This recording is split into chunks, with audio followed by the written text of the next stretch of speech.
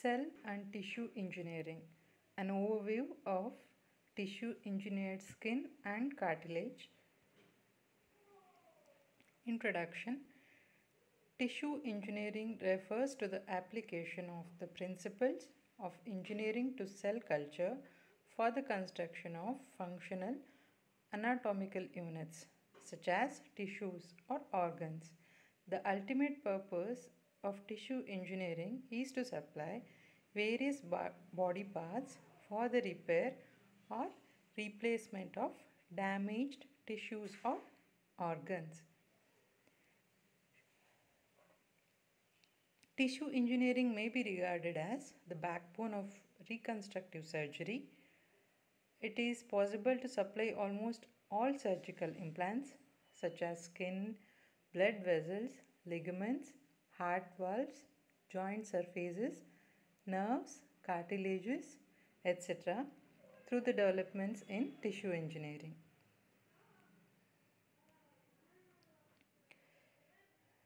We'll have an overview of steps involved in tissue engineering. The cells must be engineered or isolated from the patient. Then expansion of cell is done. Then the cells are added to 3D scaffold in order to generate tissue mass. Then tissue development is observed. Then into that growth factors and the additional cells are added. Now the engineered tissues are implanted into the patient. Tissue engineering is a complicated process. Some of the fundamental and basic aspects of tissue engineering are as follows. First one is cell sources and culture. Second one, cell orientation, cell support materials, design and engineering of tissues. Sources of cells. Adequate quantities of cells are required for tissue engineering. There are three types of cell sources: autologous, allogenic, xenogenic, and also syngenic cells. Autologous cells are the cells from same person. Here the cell source is said to be autologous when the patient's own cells are used in tissue engineering. This is a straightforward approach. A piece of desired tissue is taken by biopsy. It may be enzymatically digested or explant cultured, and the cells are grown to the required number. Here the main advantage is avoidance of immune complications, reduction in the possible transfer of inherent infections. There are also some disadvantages. Disease state and age of the patient will be limiting factors here, and it's not always possible to obtain sufficient biopsy material from the patient. Next, allogenic cells. If the cells are taken from a person other than the patient, the source is said to be allogenic. The advantages of allogenic cell source are: it is obtained in good quantity from a healthier donor, cells can be cultured in a large scale, cost effective with consistent quality, available as and when required by a patient. The major problem of allogenic cell sources is the immunological complications that may ultimately lead to graft rejection. If the immune responses are variable depending on the type of cells used, endothelial cells are more immunogenic while fibroblasts and smooth muscle cells are less immunogenic. The age of the donor is also another important factor that contributes to immunological complications again. Cells from adult donors are highly immunogenic, while fetal and neonatal cells are little or no immune or will not have any immune response. Next we have xenogenic cell. Xenogenic cell sources. When the cells are taken from different species. Another species, example, pig source for humans. For humans, tissue engineering, they use pig source. This can be a xenogenic cell source. The source is said to be xenogenic if it is from different species. This approach is not in common due to immunological complications.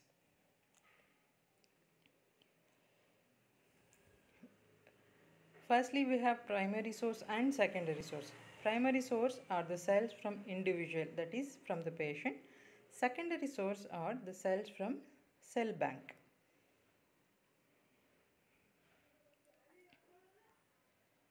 Next, we'll move on to culture of cells. The methods adapted for culturing of cells required for tissue engineering depend on the type and functions of cells. For most of the cells, the conventional monolayer cultures serve the purpose. The major drawback of monolayer cultures is that cells may lose their morphology, functions, and proliferative capacity after several generations. Some workers prefer three-dimensional cultures for the cells to be used in tissue engineering. The nutrient and gaseous exchanges are the limiting factors in 3D cultures. Genetic alterations of cultured cells for use in tissue engineering. Gene therapy can be successfully employed in tissue engineering. This can be achieved by transferring the desired genes to cells in culture. The new genes may increase the production of an existing protein or may synthesize a new protein. Some success has been achieved in this direction. Genetically altered fibroblasts can produce transferrin, clotting factor 8 and clotting factor 9. Modified endothelial cells can synthesize tissue plasminogen activator. Genetically engineered keratinocytes can produce transglutaminase 1. This enzyme is lacking in patients suffering from a dermal disorder and lamellar ichthyosis. The altered keratinocytes proved successful when transplanted in animal models of this disease. For example, in the rat models.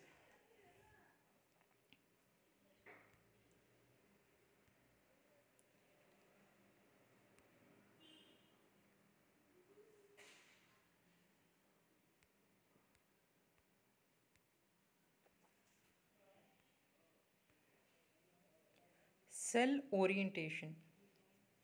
The orientations of cell with regard to specific shape and spatial arrangement is influenced by the following environmental factors: substrate or contact guidance, chemical gradients, and mechanical cues. Substrate guidance. The topographical features of the substrate determine the contact guidance. These features may be in the form of ridges, aligned fibers, etc. It is possible to use differential attachment to substrates as a means of producing different alignment of cells. In the recent years, synthetic polymer substrate, collagen fibrils and fibronectin are used as bioresourceable templates for tissue engineering. Then we have chemical gradients. Development of chemical gradients is required for cellular orientation and for the stimulation of cellular functions.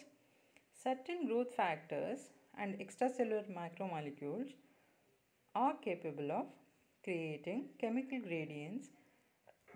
For example, vascular endothelial growth factor, oligosaccharide fragments of hyaluronan, fibronectin, and collagen. There are certain practical difficulties in maintaining effective chemical gradients for the cells in 3D cultures. This is particularly the limiting factor when the cells become dense. Then we have mechanical cues. The response of the cells to mechanical signals is complex, and this may result any one or more of the following: changes in the cell alignment or deformation of cytoskeleton, altered matrix formation, synthesis of regulatory molecules such as growth factors, hormones, etc. There are mainly three mechanical cues governing cell populations. They are tensional forces, compressional forces, and shear forces.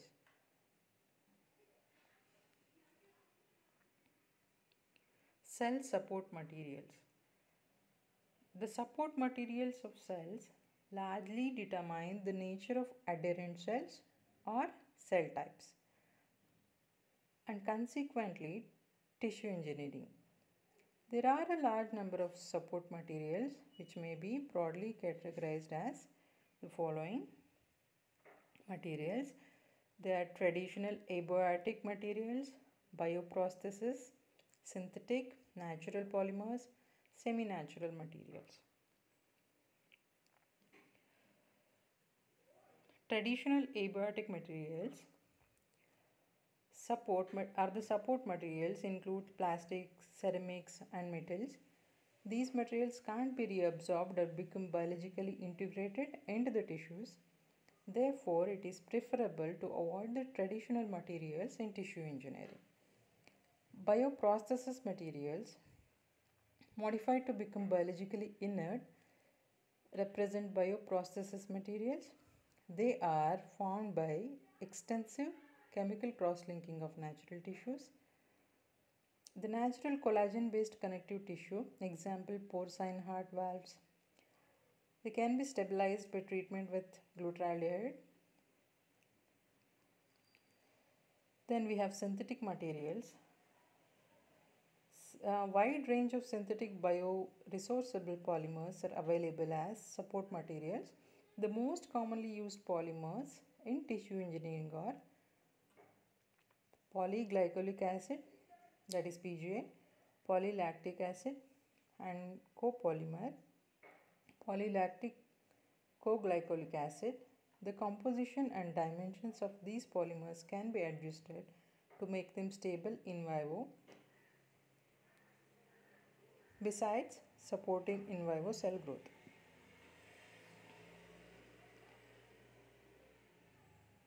There are certain advantages in using synthetic polymers. Production is easy and relatively cheap. Composition of polymers is reproducible even in large scale production. There are some disadvantages also. Compatibility with cells is not as good as natural polymers. On degradation, they may form some products which cause undesirable cellular effects. Next, we have natural polymers. The most widely used natural polymer materials are collagen, chondroitin sulfate aggregates. These materials are commercially available with varying composition under the trade name Integra. The other natural polymers for cell support are usually obtained by their aggregation and culture as it occurs in vivo. Example, collagen gels, fibrin glue, matrigel, and some polysaccharides. Among the polysaccharides, chitosan and hyaluronan are used as hydrated gels. The natural polymers mainly act on the principle of intermolecular interaction within the polymers to promote intimate molecular packing.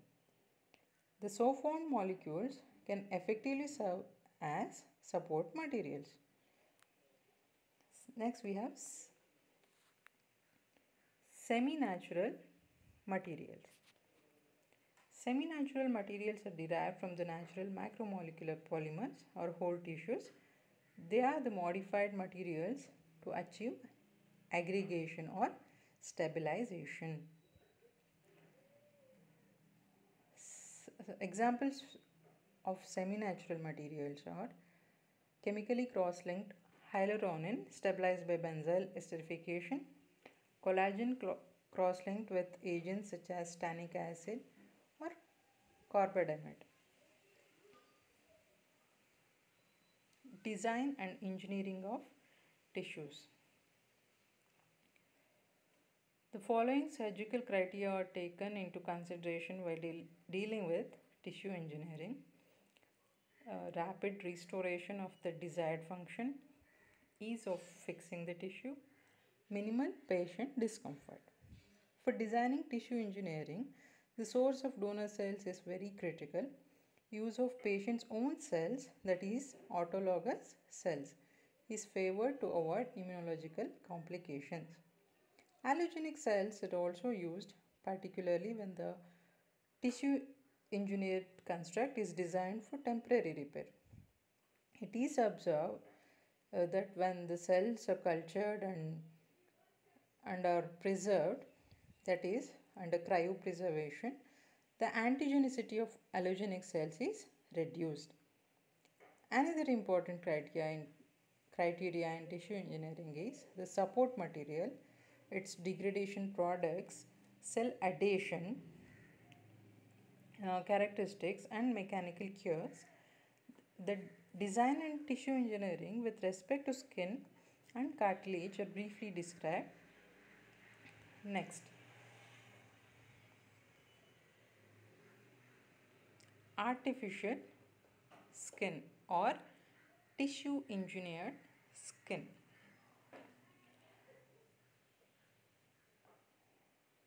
We'll understand tissue engineering in detail with two examples in your syllabus, that is artificial skin and artificial cartilage, that is tissue engineered skin or cartilage.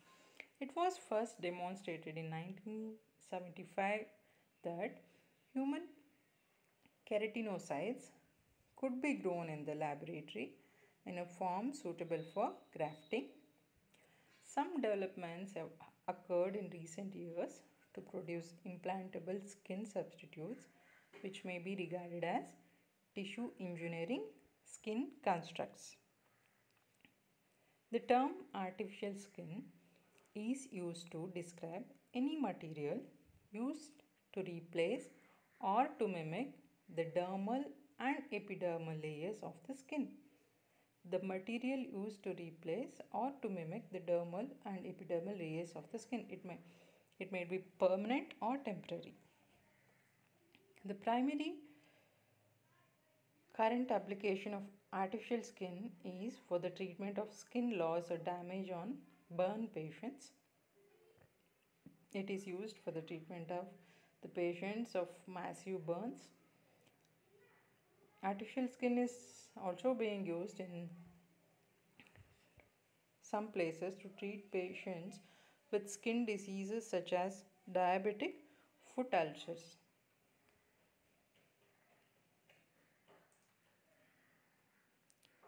Let's have an anatomical overview of the skin. You can see the section of skin in the picture. Human skin is comprised of two primary layers, the dermis and the epidermis. This diagram is a typical section of human skin. The epidermis is comprised of keratinocytes of varying levels of differentiation. The epidermis contains no blood vessels, means transport of nutrients to the epidermis occurs from the dermis.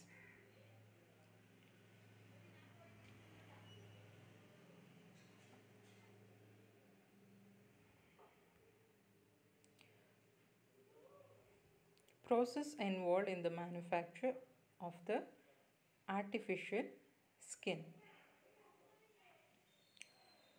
In the flowchart, you can see the traditional engineered skin graft. First, we have to skin is usually donated by the other donors. Sometimes it will be taken from the other part of the individual itself. Here you can see the healthy skin showing epidermis, dermis and hypodermis. Then the injury occurs to the skin gets damaged. Now implantation of the skin must be done. For that we have to take the healthy part of the skin or donor. The cells can be taken from the donor or the healthy part of the individual itself. The cells are maybe keratinocytes, fibroblasts, or stem cells or progenitor cells. Cells are taken. To the cells, growth factors are added in order to get proliferations of cells. Then it is allowed to biocompatible scaffold to get the 3D structure of the tissue.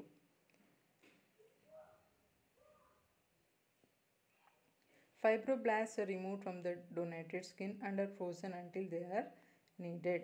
So here in this example we can take the fibroblasts from the donated skin. Once the cells are taken, they are frozen until they are needed. Then they are placed on a polymeric mesh scaffolding and to grow new cells. The cells are then transferred to a culture system. After 4 weeks, the polymer mesh dissolves and leaves behind a new layer of dermal skin. When the growth cycle is completed, we'll add more nutrients. Keratinocytes are also added to the collagen and are exposed to air to form epidermal layers. The skin is now completed and it is stored in sterile containers until they are ready to use. Once the skin is completed, the 3D scaffold, it is applied for the implantation of skin. After the graft maturation, skin graft is applicable for the implantation. It is applied to the damaged skin, that is wound area. Then the skin will be regenerated.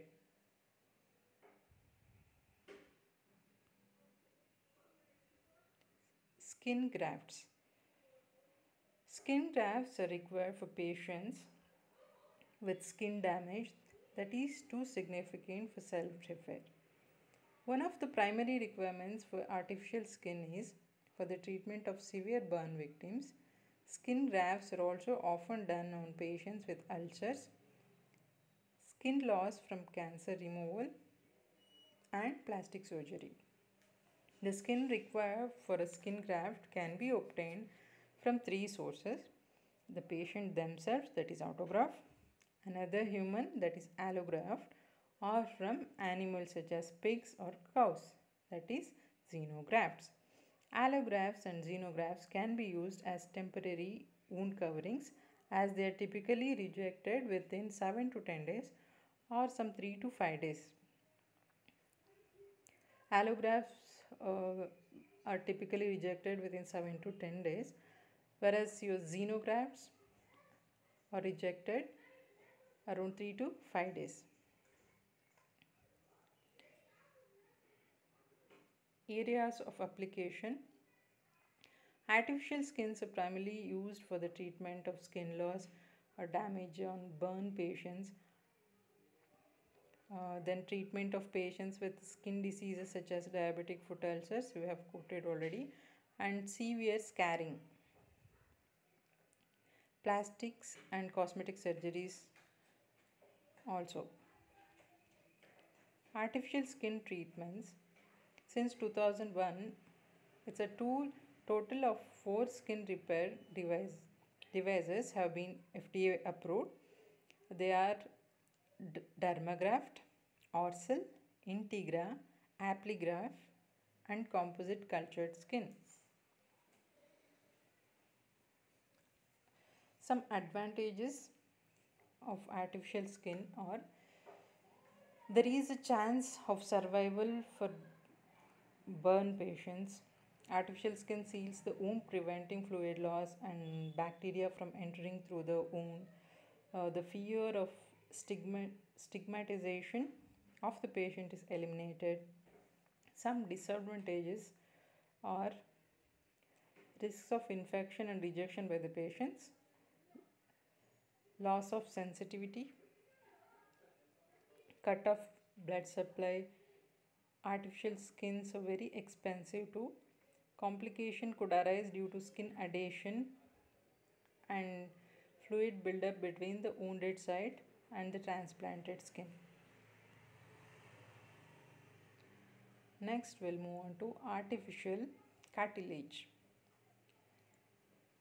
Cartilage is unique as it is an avascular aneural tissue in which cells survive for a lifetime without intracellular connections. Owing to its sophisticated composition, its high water content, and its ability to withstand hydrostatic pressurization, cartilage is capable of transferring enormous forces relatively evenly from one subchondral bone plate to the other. Articular cartilage is a highly organized avascular tissue composed of chondrocytes embedded within an extracellular matrix of collagens, proteoglycans, and non collagenous proteins. Its primary function is to enable the smooth articulation of joint surfaces and to cushion compressive, tensile, and shearing forces. Hyaline cartilage has one of the lowest coefficients of friction known for any surface to surface contact. Let's have an overview of the anatomy of cartilage. In the picture, you can see hyaline cartilage, elastic cartilage, fibrocartilage, and also chondrocytes within the image. Cartilage is a flexible connective tissue found in many areas in the bodies of humans and other animals, including joints between bones, the rib cage, ear, nose, the bronchial tubes, and the invertebral discs. It is not as hard and rigid as bone, but it is stiffer and less flexible than muscle.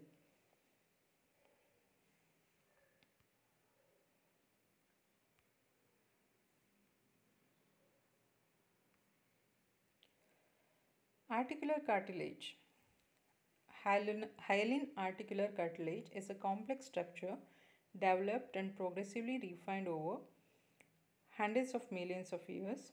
Articular cartilage provides smooth articulation under variable loads and impaction for very long periods of time.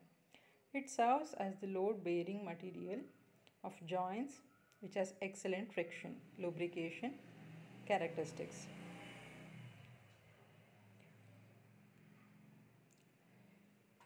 Manufacturing process of artificial cartilage. Cartilage tissue engineering is based on the isolation of chondrocytes or chondrocyte precursors. In the previous anatomical picture, there were the structures called chondrocytes. These are the cells present in cartilages. These chondrocytes or chondrocyte precursors from the tissue are extracted, expanding the cell number in culture. First the cells are extracted, then the cell numbers are expanded using bioactive factors, that is growth factors, and it is seeded on the scaffolds. Scaffolds help helps the cells to multiply by giving suitable environment and to form 3D structure of tissues. Once the cells starts expanding in the culture, they are seeded into the 3D scaffold and incubation for a period of time before placing the construct inside a patient. Once the 3D structure is formed, it is incubated before it is placed into the patient. Many studies over the last decades have demonstrated that animal cells, when utilized in this way, can produce tissues approaching the biomechanical and histological properties of native cartilage even after implantation in vivo. After incubation,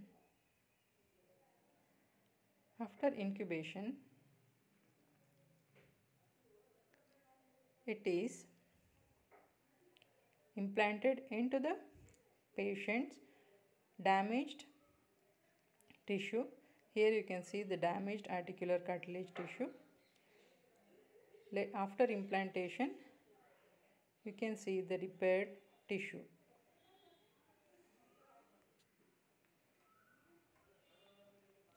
However, some challenges do arise regarding the translation of such academic success into the clinical scenario. Challenges include isolating and propagating primary human cells, gaining relevant and reproducible construct, morphology, size, ensuring good durability of the construct in vivo, cell phenotype, bioreactor design, scaffold design. These are all the challenges we face while carrying out tissue engineering. Areas of applications of the artificial cartilage. It is used in the treatment of knee injury, nose, ear, etc. Articular cartilage, the smooth white tissue that covers the end of bones where they come together to form joints. Advantages of the artificial cartilage are: it can protect runners from arthritis and total knee replacement. It can be used to correct birth defects. It brings hope and confidence to patients. Some disadvantages are: there may be the risk of complication and infection. It could be rejected the patient's body. It is expensive too. Thank you.